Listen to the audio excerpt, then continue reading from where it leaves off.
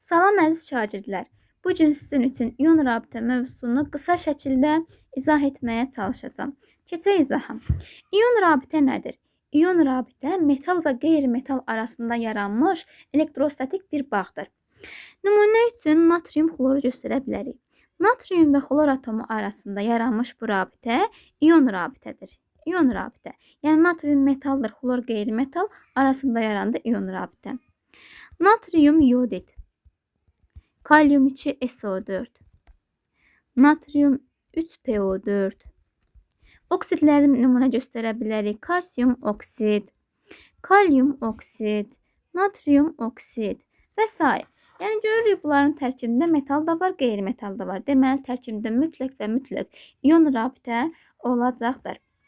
Keçək ion rabitənin tapılması qaydasına. İon rabitə necə tapılır? İon rabitəni tapmaq üçün metalın indeksini metalın valentliyinə vurmaq lazımdır. Kalyum 2SO4 yazsam mən bura.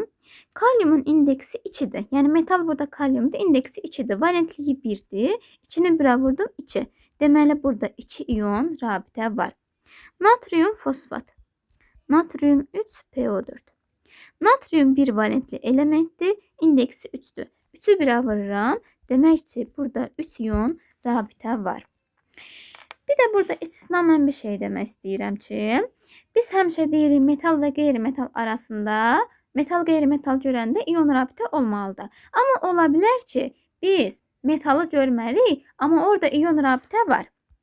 İstisna budur ki, ammonium ionunun duzlarında ion rabitə var. Nümunə üçün ammonium xlorid yazıram.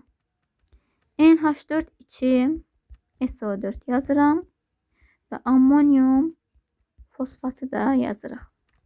Bu duzların tərkibində metal görməsəydə ion rabitə var. Bəs necə var bu ion rabitə?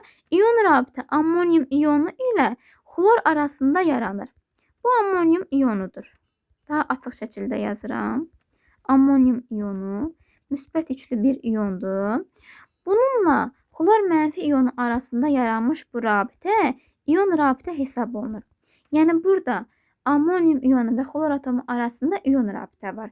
Qalan bu azot hidrogen arasında yaranmış rabitələr, bu rabitələr kovalent rabitə sayılır.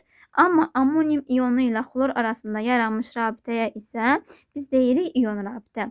Və duzun tərkibində nə qədər ion rabitə var onu tapmaq üçün ammonium ionunun sayına baxırıq.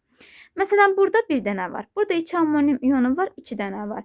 Burada 3 ammonium ionu olduğu üçün 3 ion rabitəmiz var.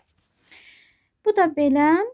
Və mən maddələrin tərkibində olan həm ion, həm kovalent rabitələr haqqında biraz danışım sizə. Bunun kalyum 2SO4 üzərində izah edək. Formulunu yazaq. Kalyum, kalyum, oksigen. Şurada birləşdiririk, oksigenləri çəkirik. Burada baxırıq. Kalyum metal, oksigen qeyri-metal. Deməli, bu arada yaranan rabitələr olacaq ion rabitə. İon rabitə, ion rabitə. Amma qaldı yerdə bu və bu 4 dənə rabitə. Bunlar kovalent rabitə sayılır. Bu qədər uşaqlar, ümid edirəm sizə faydalı olan bir video olar. Əgər suallarınız olarsa yazıb soruşa bilərsiniz və videonu bəyənsəz, rəy yazıb bəyənməyi unutmayın.